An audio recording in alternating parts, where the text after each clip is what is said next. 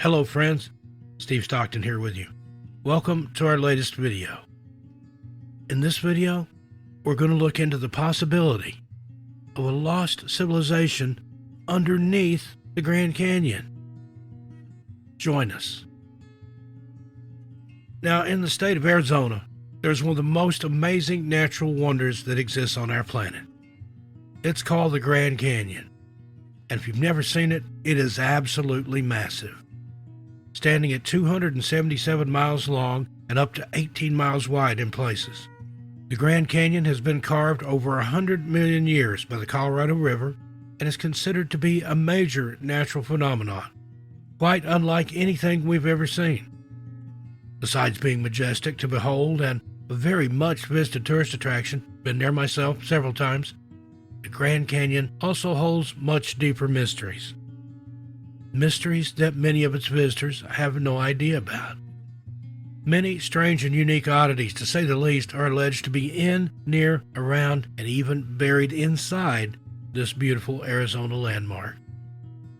There are many places throughout the world where there are said to be some remnants of some ancient civilization buried beneath it, far beyond or right out of sight of what we can see and perceive as human beings. Places where, since the beginning of time, have been enchanted and kept from not only our view, but up until recently from our knowledge as well. These legends come from places near and far. Remote and desolate, wild, untravelable, and inhospitable places throughout the globe, and as we'll learn today, right in the middle of the Arizona desert. This tale revolves around an explorer, one who is, by all who speak of him, in and of himself, a man of mystery. Not much is known about him, personally, except that he allegedly stumbled upon, either completely by accident or just sheer luck, one of these ancient civilizations lost in time. On April 5th, 1909, in that week's edition of the Arizona Gazette, there was an article about two archaeologists who were on an expedition to the Grand Canyon, which was said to be funded by the Smithsonian. The men claimed that in the Marble Canyon section of the Grand Canyon itself, they found an expansive system of caves and caverns, and, upon exploring further, found remnants of some ancient and lost civilization that once inhabited there.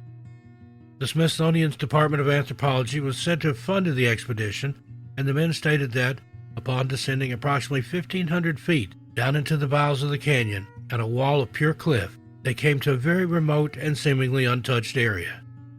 They described it as not only being almost inaccessible, but said it was surrounded by an almost forbidden area of wilderness, which shocked and amazed them both. The explorers' names? G.E. Kincaid and Professor S.A. Jordan. Mr. Kincaid was no doubt the more vocal of the two men and would speak often of the sights beheld by the men while on this amazing adventure. He explained that the area was certainly a place which would be forbidden by the government for any tourist or visitor to enter, under penalty of being charged with trespassing or worse. He said the scientists wanted to keep this place a secret because they didn't want to be bombarded with people trampling all over it, trying to hunt for relics or souvenirs of some sort.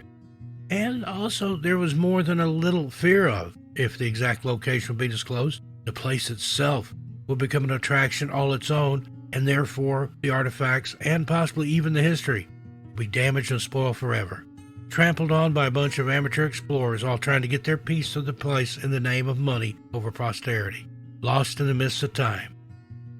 He relayed the story of how he first happened upon the mystical place by relating, "I was journeying down the Colorado River in a boat, alone, looking for minerals. Some 42 miles up the river from the El Tovar Crystal Canyon, I saw on the east wall stains in the sedimentary formation about 2,000 feet above the riverbed. There was no trail to this spot, but I finally reached it with great difficulty. Above a shelf which hid it from view from the river was the mouth of the cave. There are crude steps leading from this entrance some 30 yards to what was, at the time of the cavern was inhabited, the level of the river. Now, as he worked his way through all the caves and caverns he found below, he realized there was nothing but darkness for who knows how long and leading to who knows where. Almost everything there, within and all along the walls, was said to have been chiseled and made by hand and embedded deep into the stone itself. It's alleged that the cave system was located at least a mile down into the depths of the earth. And here is where we found the extensive chambers, which led into even more tunnels, which then led to actual rooms, hundreds of them, some of them with oval doorways, and this was all still passable. Mr. Kincaid described these rooms as well by stating thus, the main passageway is about 12 feet wide, narrowing to 9 feet toward the farther end. About 57 feet from the entrance, the first side passages branch off to the right and left, along which on both sides are a number of rooms about the size of ordinary living rooms of today, though some are 30 by 40 feet square. These are entered by oval-shaped doors and are ventilated by round air spaces through the walls into the passages. The walls are about 3 feet 6 inches in thickness. The passages are chiseled or hewn as straight as could be laid out by an engineer. The ceilings of many of the rooms converge to a center. The side passages near the entrance run at a sharp angle from the main hall, but toward the rear they gradually reach a right angle in direction. Now, aside from how amazing just the structures themselves are, and also how unbelievable it was that all this was discovered so deep within the ground, even more fascinating and perhaps spectacular were the items that were found within the walls of this massive man-made city. There were what appeared to be urns, idols, vases, and even weapons. Each one of these things were said to be proof of some ancient civilization lost somehow to history and even time itself. There came a point in the men's journey where they came across a massive shrine of some kind, brimming with all kinds of relics and artifacts, none of which the likes had ever been seen by anyone local to the area. The inhabitants of the surrounding area had never seen or created such things and had no clue where they could have come from, or perhaps, more importantly, who crafted them or even how they were made. Mr. Kincaid, again, was the one to describe what they saw, and in relaying what the shrine looked like, he explained that approximately 100 feet from the entrance was a gigantic statue or idol of these ancient people's god. It sat there, cross-legged, with a lotus flower in each of its enormous hands. The face looked oriental, and the cast was directly in the cavern and formed from it. He said it very much resembled Buddha, but none of the scientists could figure out exactly which god it was or whoever would have worshipped it. Some speculate that this figure, given Mr. Kincaid's description, mostly resembles some ancient Tibetan god, and also their practices of worship. He went on to say, surrounding this idol are smaller images, some very beautiful in form, others crooked-necked and distorted shapes, symbolical, perhaps of good and evil. There are 2 large cacti with protruding arms, one on each side of the dais on which the god squats. All this is carved out of hard rock resembling marble. In the opposite corner of the cross hall were found tools of all descriptions made of copper. These people undoubtedly knew the lost art of hardening this metal, which has been sought by chemicals for centuries without result. On a bench running around the workroom was some charcoal and other material probably used in the process. There's also slag and stuff similar to mat, showing that these ancients smelted ores, but so far no trace of where or how this was done have been discovered, nor the origin of the ore.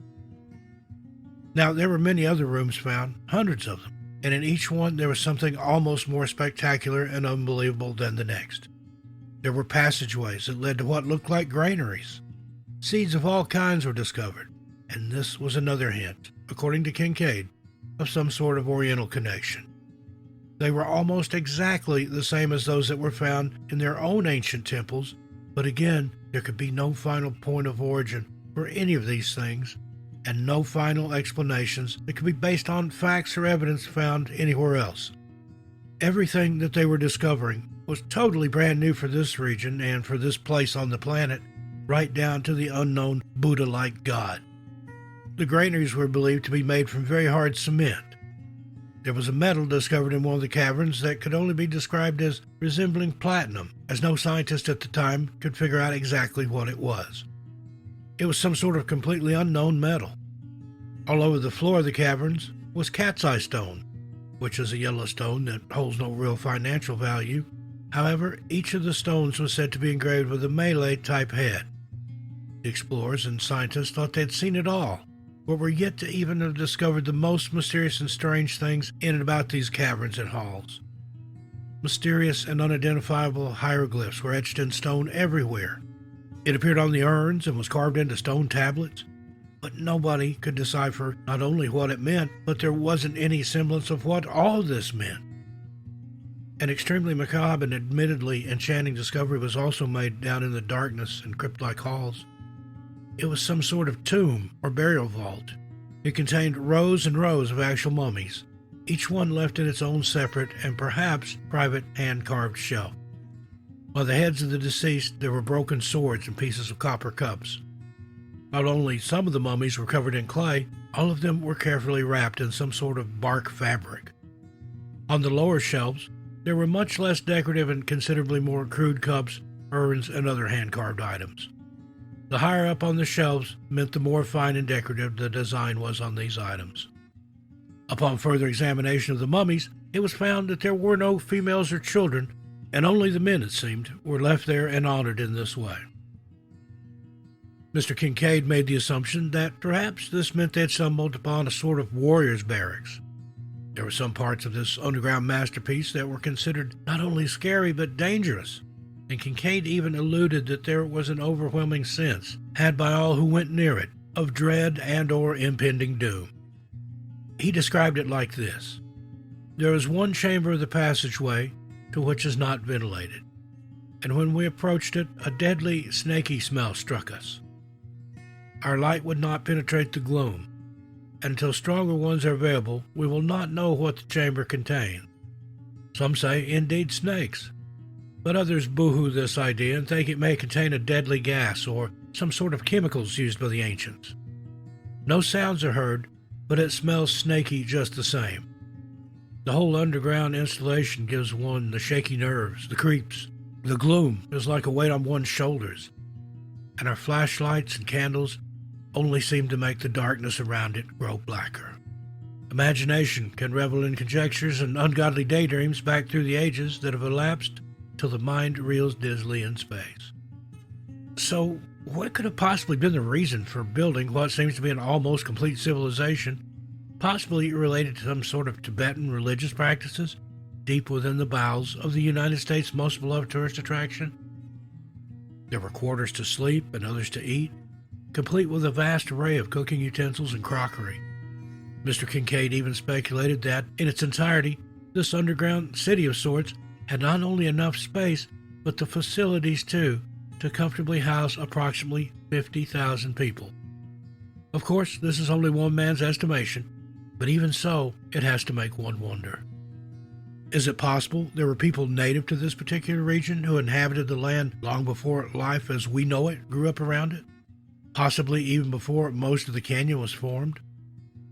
It's almost impossible not to consider that the people who we consider the natives to this particular place, even to this day, descended from these people who, for whatever reason, lived underground in the area, perhaps to get away from the heat or the weather. Another newspaper article speculated even further in stating that this could be proof that the Egyptians had in fact made their way all the way to the New World. It reported about the discovery, "This almost conclusively proves that the race which inhabited this mysterious cavern, hewn in solid rock by human hands, was of Oriental origin, possibly from Egypt, tracing back to Ramses. If their theories are borne out by the translation of the tablets engraved with hieroglyphics, the mystery of the prehistoric peoples of North America, their ancient arts, who they were, and from whence they came, will be solved. Egypt and the Nile, and Arizona and the Colorado will be linked by a historical chain running back to ages which staggers the wildest fancy of the fictionist." Quite a newspaper article. Today, though, we are only left with speculation and rumor. There were never any pictures taken, and there was also no one who was willing to back up Mr. Kincaid's story about the underground and possibly lost city. In this community, we should know by now that factual evidence isn't always necessary when drawing a conclusion, especially when it's something possibly supernatural, paranormal, or even otherworldly. This leads us to the end of this video, where we beg the question, if this city truly existed then, who built it? Why was it so far underground and seemingly hidden from anyone and everyone who came to explore the canyon in all the years before and even since? Is it some sort of parallel universe thing where it existed for a little while, enough to be explored and discovered only until the powers that be, or whoever they are, figured out we had found their secret and reclosed the portal for once and for all? Was this a trip to an alternate dimension? Was it truly proof of ancient Egyptian people traveling all the way to the New World, and then for some unknown reason abandoning this glorious and majestic city they had built just beneath the Earth's surface? Whatever the case, there is one more thing we must consider. And given that we cover so many mysterious missing person cases and oftentimes bizarre disappearances, where did these people go?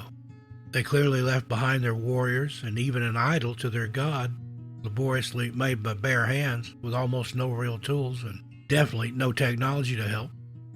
These are only a few of the many questions that still to this day remain unanswered. So what do you think, folks? Is this the stuff of fiction and fantastical legend? Or is there some truth to it? Or is the whole thing real and we are simply left just to scratch our heads? I look forward to your comments, but please keep it friendly and respectful. Till we meet again, be good to yourselves and each other. Stay safe out there. As for me, I'll see you a little farther on down the trail. I'm Steve Stockton, and I'll talk to you next time.